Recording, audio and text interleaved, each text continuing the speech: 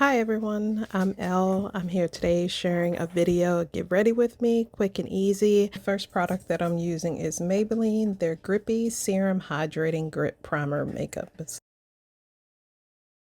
Next up, we're using ColourPop's Pretty Fresh Hyaluronic Hydrating Foundation. Next up, we have Maybelline's Fit Me Dewy Plush Smooth Foundation. I'm in the shade, even though my skin's a combination, like I have a really oily T-zone and the outer perimeters of my face is really dry.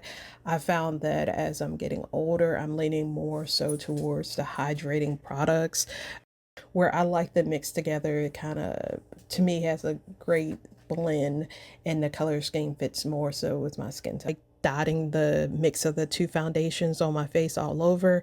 And today, as you'll see in a little bit, I'm using a makeup brush. I know this brush is by the brand Real Techniques. Personally prefer foundations that do not have the pump, because for me, when it gets down to a little bit of product left in the bottle, it's harder with the pump. Sometimes you cannot actually remove that. So for me, I feel like I'm getting more of my value with bottles like this. Next up is the Maybelline's Fit Me Loose Finishing Powder. What I like about this product is the powder itself is very loose and finely milled. The only issue that you may run into is as you're getting close to using up the product, sometimes it's harder to get the remnants out at the end. Up, I'm using a brush, a spoolie, to straighten up my eyebrows a little bit, and then I'll be applying the Morphe brow cream in the shade Biscotti. Unable to find the exact brow cream that I'm currently using, but I was able to find instead a close match would be Morphe's Tinted Supreme Brow Sculpting and Shaping Wax, which also is in the shade Biscotti. I already cleaned up my eyebrows using a small razor, so under my eyebrows especially, the hair will grow back in a millisecond, it feels like. So I've already cleaned up underneath the bottom, top, and any hairs that were in the middle of my eyebrows the day before. So it normally, again, does not look like this. So I really have made sure to clean it up, and I'm just using that brow gel now to just lay it on it. Make sure that when you're using the brush end, not the spoolie of course, that you remove some of the excess still in the container, because you don't want to go too much. It's easy, because I'm very heavy handed, to apply a lot at first, but just make sure just to go a little bit at a time.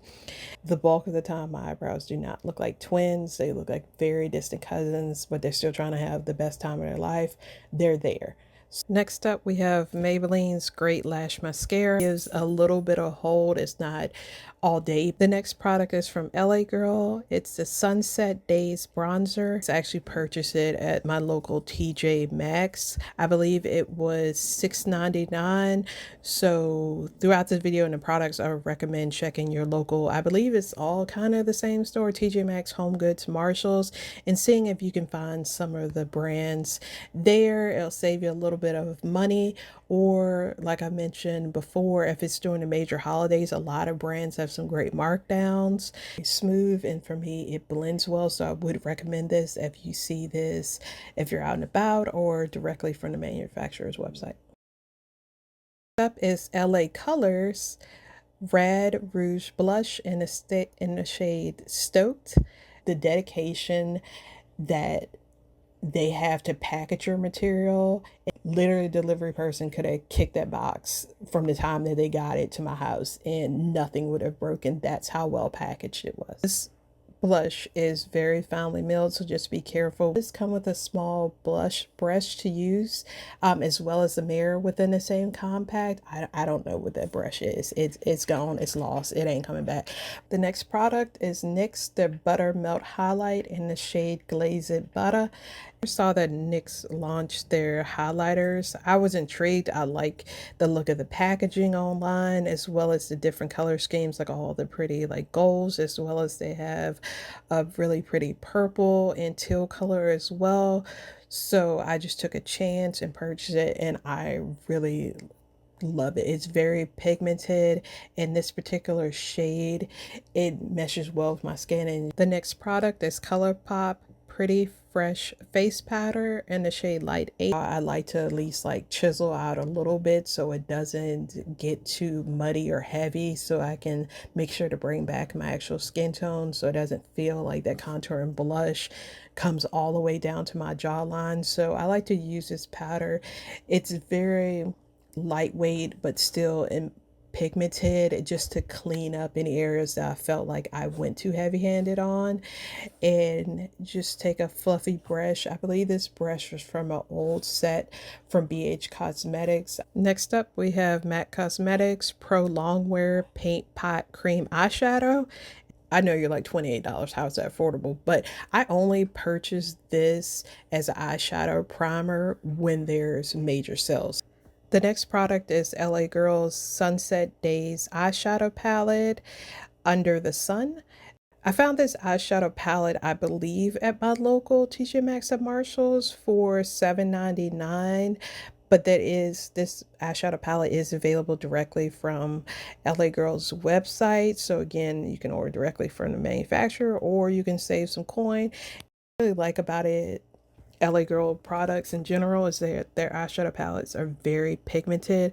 When it comes to the shimmer, please be careful because sometimes it is very finely milled or how it's pressed into it, that when I'm using the makeup brush, sometimes with the shimmers, it can slide, it want to move in the pan and not perform well on my eyes. So a lot of the shimmers I found, you want to use your fingertips for it.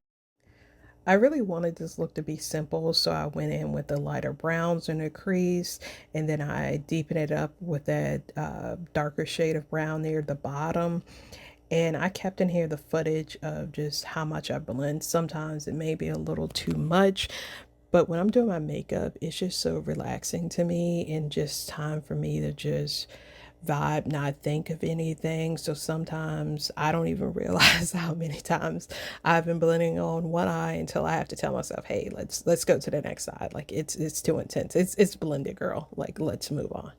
Using the eyeshadow underneath your eyes, please be careful. For me, I'll just end up sometimes poking my eye because I'm not paying attention. So please be careful. Remember, especially under your eye, it's more sensitive. The skin is thinner there, for me at least. So just be careful. And sometimes, especially if you're going for the deeper colors of eyeshadow, you don't want to look like a raccoon. Maybe you do, not judging. But for me, I just have to be a little careful with how much I put under if it's deeper colors so that it doesn't look too heavy at the bottom. I like to use this lighter shade of beige, especially near the arch of my brow, to kind of blend in those deeper brows so it's not there's like a stark contrast of like brown and then my skin tone. Want to make sure it's blended out because you will tell if you miss it within the lights of wherever you're doing your makeup. You'll definitely tell by the time you get in your car and look in your mirror and be like, wow, that's 100% not blended. So just take time to do a lighter color near your brow bones so you can kind of make that blend as seamless as possible. Most days I'm not great at it. Sometimes I forget, but on this day I actually remembered. So I just want to make sure to share that tip.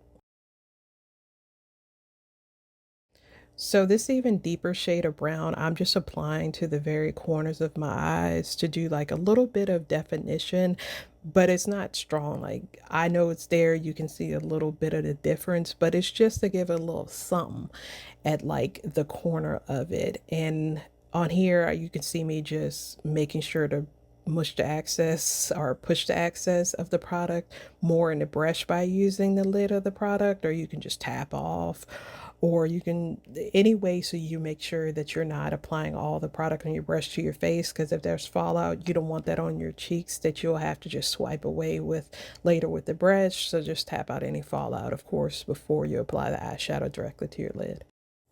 Going back with that lighter uh, brown or nude shade to blend the brow bone, and then I'm taking the brush I used previously for that lighter brown in the crease. I'm just going over it again to blend the lighter brown with that deeper shade that we put on the corner to have it as seamless as possible.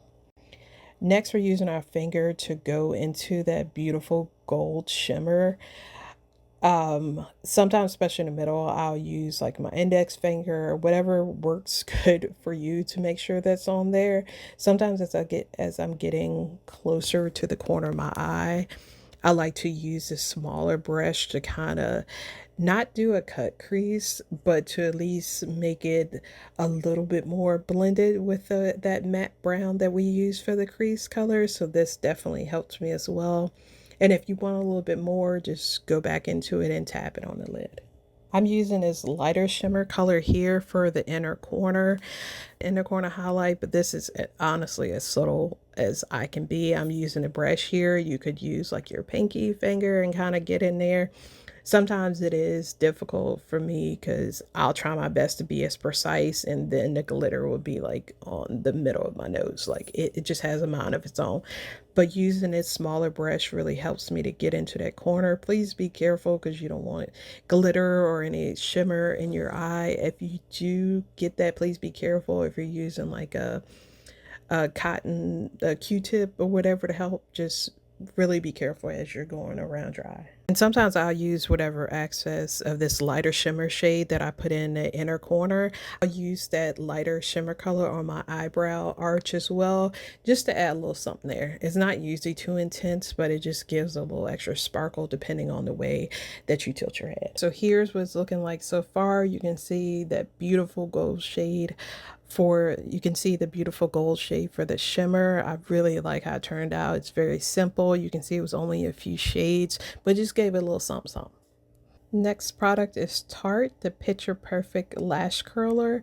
The current price for this is $22. Directly from Tarte's website, I found that it's a 2-pack, this lash curler and a mini mascara. I wasn't able to find just a lash curler by itself. Next up, we have the Maybelline Lash Sensational Sky High Tinted Mascara Primer in the shade Soft Black. Packaging, I like the idea of just being able to, prior to going in with your mascara, that you have a little help to give support to those lashes to keep. Next up, we have Maybelline's Lash Sensational Sky High Mascara.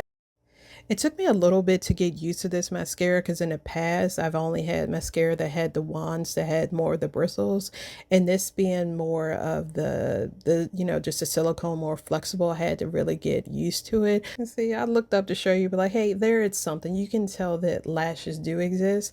They're not long. They're just there. They're holding it down. Like they're warming the bench. They're never gonna play, but they are keeping that bench toasty.